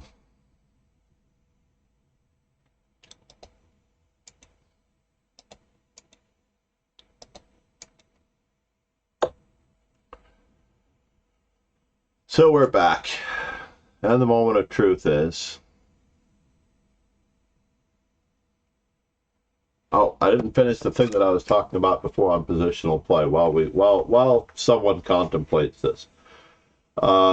He believes in identifying weaknesses and playing and simple decision making.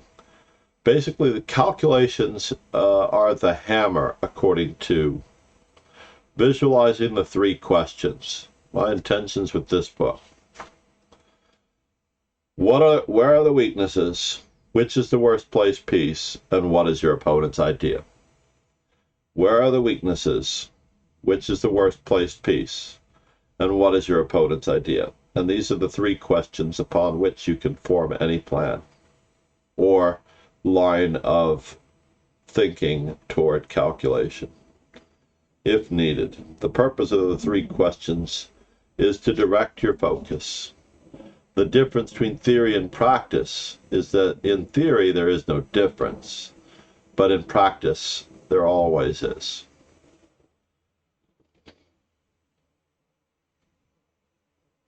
What makes this book a bit different from most of the other books is that the emphasis is on the decision rather than on the understanding behind the decision. To make practical chess, we need to make it simple. And calculation is a very important skill, but still it is only one of the tools available. Doing it right is more important than getting it right, which is absolutely the case. The process is what you are practicing, not the accuracy. The process of finding a good move is what you are doing, not the accuracy. So I want to just point that out. And what level is this book aimed at? The positions in strategic play are more elaborate and will probably be more suited for players over 2300.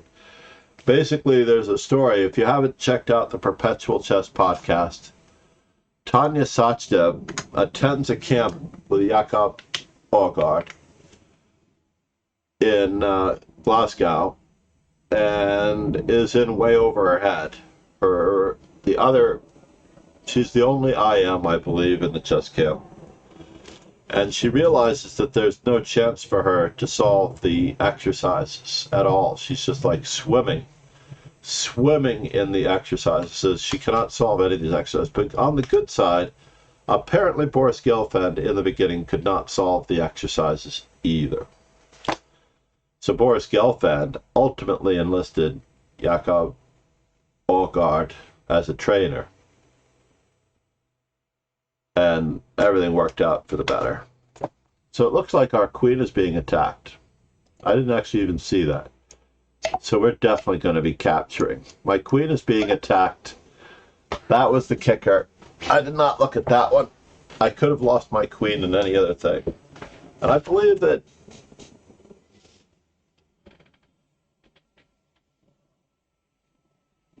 no, you're not playing you're not practicing calculating in blitz chess.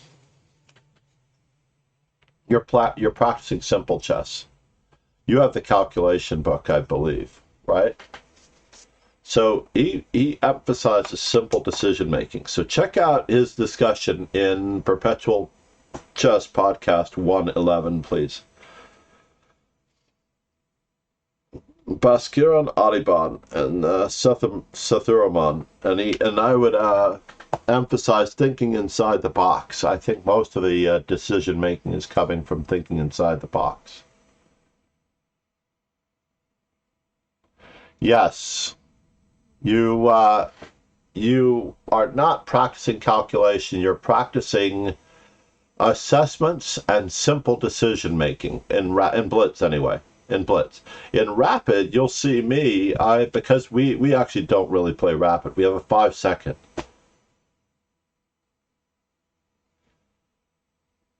No, you're not supposed to guess either, though. So I'm going to be very, very firm on this one. Very practical decision making relies on trusting your intuition quite a bit. You're always going to get into trouble during a game. My favorite was my good friend Alexander Ivanov. Sorry, I have to open the window a little bit. My friend Grandmaster Alexander Ivanov, who would get into massive time pressure every game. He would literally play every game, winning the U.S. Championship. He won the U.S. Championship as a 5-minute tournament. Basically, he sits there for the entire game, calculates, looks over, has 5 minutes left on his clock, and then he has to pound out all the moves. And then he wins the tournament. Every single round. No, you haven't been doing it wrong. You are trying your best to work on your calculation. That is important to you. It's important to me. You haven't been doing it wrong.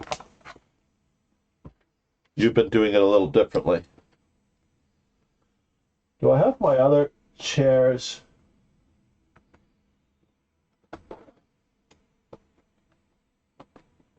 Does this thing still work? Let's just see.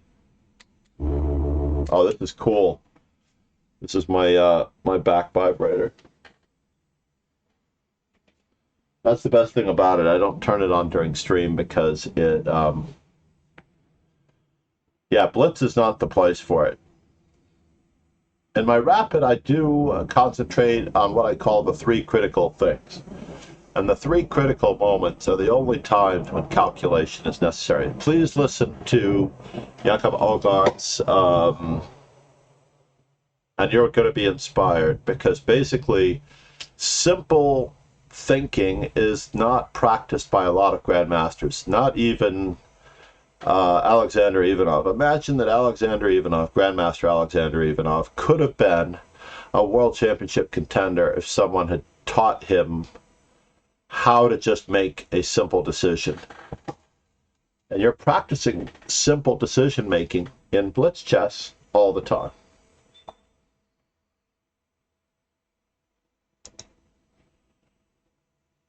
All right, you're practicing simple decision making in Blitz chess all the time. I'm going to close up shop, I think, unless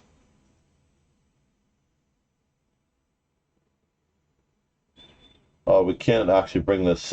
We can't bring this up in the classroom, unfortunately. That's unfortunate.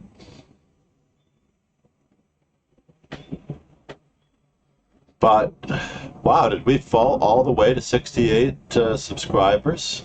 Did everybody expire? That's crazy. Within 10 seconds. No, we don't. That's why it's important. Please check out Ogart's. I'm struggling to pronounce his name properly. But you can find the Perpetual Chess Podcast, Lauren. Should you actually become a supporter of the show, let him know that I sent you. But podcast number 111 is a little bit of an eye-opener. Now, Ogart does come off as a bit arrogant, but all of the best in their field do come off a little bit like that. And of course, it never occurred to me that you weren't doing that. Believe it or not, it never occurred to me that you were not 111. It's not that hard. I actually thought about putting on the stream. I really did. Hold on there, I'm going back to just make sure. I'm looking it up. Bum, ba-dum, bum, bum, bum, bum, bum. Recently played.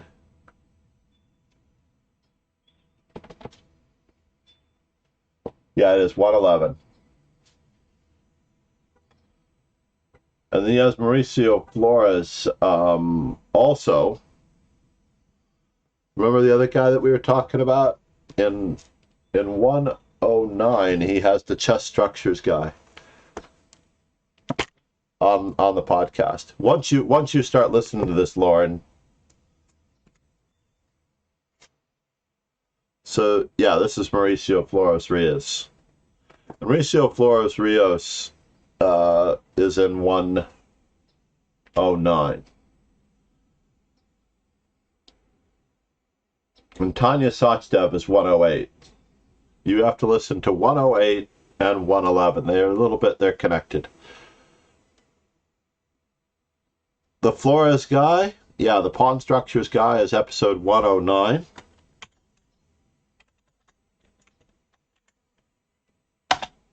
For those of you, I actually listen to Spotify, the Perpetual Chess Podcast on Spotify, quite often. I don't know if you can friend me on Spotify, but if you friend me on Spotify, then you'll be able to listen along with me sometimes, because I will be listening when I am commuting. When I'm driving into the city, that's it. I'm Spotifying it up for the most part. It's almost time. It's looking like a little bit more like spring outside. What is it, the end of January? No, we're still in winter. So 108 for Lauren and 111. Tanya Sachdev.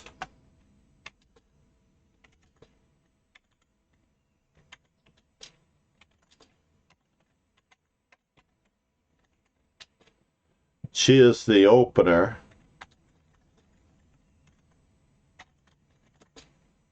So yeah, she couldn't do any of the exercises, so Jakob Ogard tells her to grow a pair. And she's like, I'm quitting the camp. He goes, grow a pair. As the opener for it. She tells the story of attending his camp, and then you get to hear it from him right afterwards. And he talks about Gelfand struggling with the exercises. And really, it just makes you want to dig right in. Like, I just want to do all of Ogard's exercises now. I want to just put them all into Lichess and start solving them. So what I usually do, honestly, is I would set a timer. And I won't overdo it. I'll do as much as I possibly can, and I won't overdo it. So, for example, we'll bring up our free timer. I'm going to go to the birthday events. So here's my free timer, right? And I can set it for 5 minutes, and then I can start it up. And we can start analyzing the next exercise, right? So here we're only going to 40, by the way. And this is a simple remove the defender issue, because we know that they're attacking and we're attacking, and we have a removing the defender with check.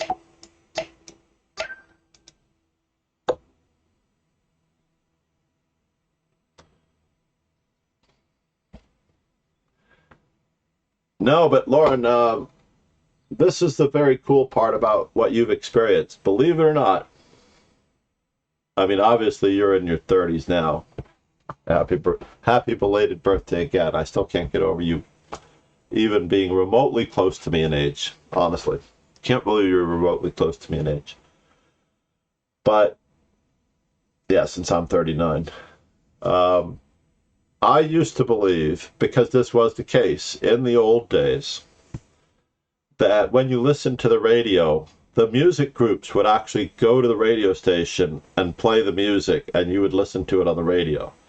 And I'm like, wow, this is a great radio station. They have all the best artists. And I pictured the artist lining up around the block to go into the radio station to play their next song for 3 minutes, right? And they just basically just all file in.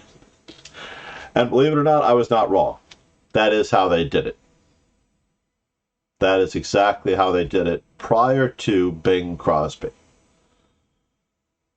Does anybody know the significance of Bing Crosby and the change in the music industry? And I should add a command, because it is really great. Yeah, let's do it. I'm going to add a command for supporting another amazing podcast.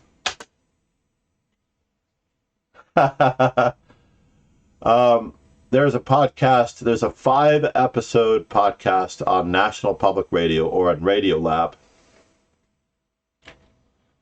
called Radio Lab here.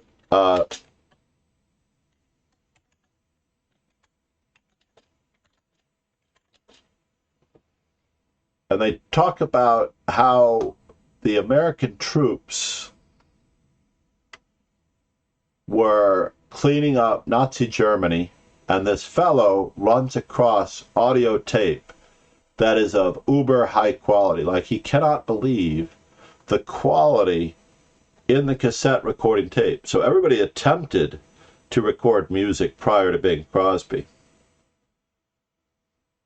But the quality was so bad that they could not record artists at all and then play them on the radio. Literally, any quality music on the radio or television show, or I'm sorry, radio program and all of that, had to be performed live in the studio, in the radio station, by the artists or by the actors, because there was no quality tape. So they're cleaning up Nazi Germany, and the Germans have this quality tape that this sergeant discovers, and he cannot believe it. And he literally picks up the whole cassette recording room or whatever, packs it into a truck, and brings it back to the United States. And he's attempting to try to figure out what makes it so, but he doesn't have the resources. So he takes it, or some friend tells him, you need some more heavy artillery. So he takes it to Bing Crosby. Bing Crosby's like, this is ridiculous. This is not going to work. And Bing Crosby listens to it and goes, right? Like high quality audio recording, like you would not believe. Like you can't tell the difference. But people would know the difference only because somebody says that it is a recorded. So therefore, Bing Crosby puts like, I don't know, $5,000 into it, which is like $1 million today, $5,000 or $10,000. You have to listen to the mixtape 5-episode series. I believe that's what it's called. It's on Radio Lab. If you search for Radio Lab, it's another amazing podcast that I love listening to.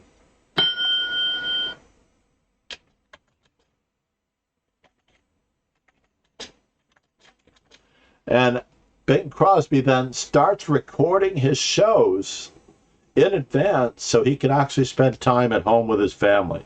That was his major goal. His major goal was to spend time at home with his family. That was the end of it for the most part, right? Quite crazy. I'm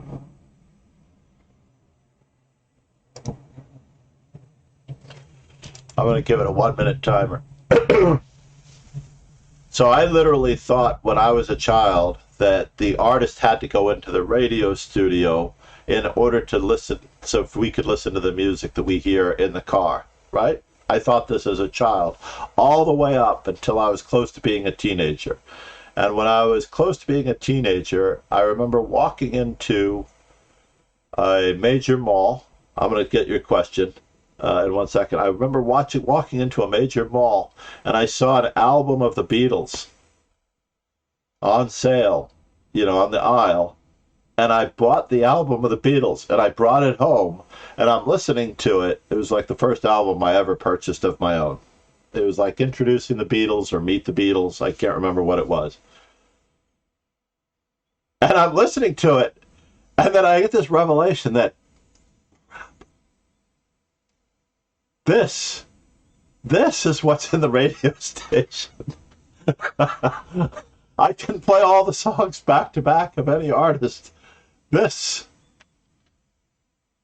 Thank you, Pegasus. Yeah, Bing Crosby and magnetic recording. That'll clear up any sketchy business in my retelling of the story. I cannot promise that I've been absolutely accurate on the amounts of money, how the sergeant got him the recording, or how he found out about it. But Bing Crosby's goal was to spend more time with his family. And the family that he spent more time with after magnetic recording was far nicer to him and had better memories of him than the family before the magnetic recording. The family before the magnetic recording was a lot like mine. My daughters love me, but they know that I've spent too much time away from them. So it's good for me to schedule time with my daughters. In fact, I'm actually hoping to take my grandson to school in about 25 minutes. So that is very cool. Thank you, Pegasus, for that link. 2013 marked the 110th anniversary, yada, yada, yada. Yeah, recorded music. Amazing. Hold on. I wanted to check this out. The Philco Radio Hour. That's right. 2 discs were needed to record the show, and a lot of people stopped listening to them at first. But yeah, I remember when I bought that album. I'm going to save that. Thank you, Pegasus. I'm going to keep that. The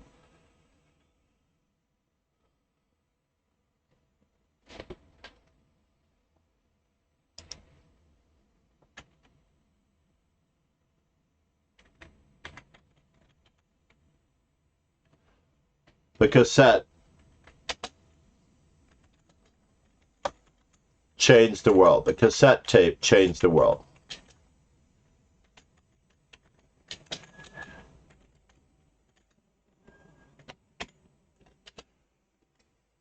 Well, and I need to find that again for a moment. 1 second. Now that I've got 2 of these open. Radio Lab. Mixtape. Already here. They have the Obama effect. I swear they have such amazing things. Copy link address.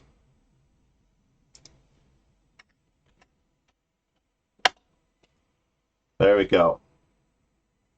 Radiolab is one of my favorite podcasts. And I have used Radiolab for learning, by the way, quite often.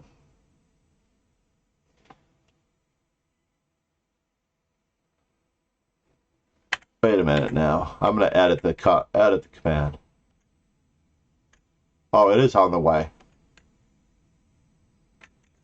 Episode series. That's what I wanted to type. So we're back to Lauren's question before we can get close to. So, genuine question. What do people in Blitz and Rapid, what do people do in the Blitz and Rapid games? Do they think at all? Well, you're relying on a lot of experience. You're relying on a quick assessment of the position, paying attention to strengths and weaknesses, and simple calculatable elements. Basically, the short-term effect. Like, you can't calculate deeply. You're not given the time. This is one of the reasons why, if you are going to work on calculation, many grandmasters don't want you to play anything slower than 15 minutes because they want you to work on calculation. But on the other hand, I think that is the wrong end of the coin, because you can't calculate every position. You do have to have the ability to make simple, practical decisions. And if you don't make simple, practical decisions based on the elements of the position, pawn structure, piece relocation, coordination, and improvement, then it's really not worth it. I mean, what are you going to do for the most part? What are you going to do? So basically, when you approach thinking in a Blitz or Rapid game, you have to be very, very practical. That's right. I start to do it even in the puzzle streak for the most part. What we're working on right here, right? Basically, this queen This queen is unprotected. Instant, like, I wish I could take it. The king is very exposed. Our opponent does have a threat. So if, let's just say, if I try to double rooks, I get mated. So our opponent does have a threat. On the other hand, I can't put my rook on f6 either because the queen will just capture it. My opponent's last move, and this really helps. Our opponent's last move was to put the queen on a square where we might be able to take advantage of it. So the moment of truth. Perhaps we are going to take advantage of the exposed nature of the king, prepare the idea of rook f6. The king cannot move so easily. Let's just say if queen f6 checking, the king cannot move because we have more stuff coming in. So where's the king going to move to? The king can't move to the g file, can't move to g8. So this very natural move looks like it is the start of the entire calculation operation. Now already we're going to remove a defender because he has nowhere to go in this position but to e2. And we've accomplished our goal. I did not calculate more than 2 or 3 moves ahead, and I just well, I prefer Ogard's questions better. What are the weaknesses? And these 3 you really can calculate quickly. I repeat, you can calculate them quickly. What are the weaknesses? What is my worst placed piece? And what is my opponent's threat? What are the weaknesses? What are the worst placed pieces? What is my opponent's threat? And you can apply this to anything at any time control very quickly. So for example, here we have a very similar thing. The queen is on the other end of a rook. Now, automatically you had this in your positional elements, but this is how I teach chess to kindergartners as well. There are 3 long distance pieces. Everything on that line is attacked by the long distance pieces. I like to teach the idea of the X-ray. So the G2 pawn is under the influence of this bishop. To me, that's not an element that needs to be considered if you know how the bishop moves.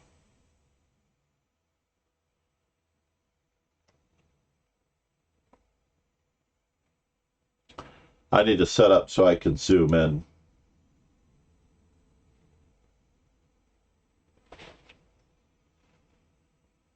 But on the whole, no, what you really need to learn is how these pieces move. You can never ever stop learning how the pieces move. So for example, yesterday I had a lesson with an amazing student for the first time. Much older student, around 1300 in strength. And I asked him how much a pawn is worth. And and basically you run through the thing. They knew all those values, right? They knew them. They knew them. But the hesitation in the thought process tells me that they had not internalized them. But for the same reason, we really have not internalized the moves of the pieces, knowing that this queen is attacking everything on this line. Okay, so let me just stop there for the most part. So yeah, this is a critical moment in a game. I would say that all of these are critical moments. So these require very short 15 to 30 second decision-making calculations. And that is what it's all about. So my first thought is to consider the possibility of playing queen takes f4, except that we can see that the knight is guarding. So we're going to remove the defender of the queen and then take the knight. Basically, that last one was a perfect example. In this position, I can see that the rook is attacking the queen. I have the ability to take this knight. All I have to do is remove the defender of the queen. And that was very simple decision-making calculation. And you are going to be rocking it, Lauren. Namaste. I also have to take care of my grandson. I would like to drive him to school. That would be nice. Who do I raid? Rocky Road Trippin'. Mastering DMG. Where is I Am Hungry? Is she taking a week off? Uh-oh. She was in trouble with her parents. Her parents were really upset with her the last time. She raided me. I hope she's okay. Right? We can only hope that she's okay. Chess Dojo Live. What are they up to on their stream? I love it. You know what? Let's visit Jesse Cry, and we will raid Chess Dojo Live. Everybody, have a great day. He is actually working on calculation as we speak.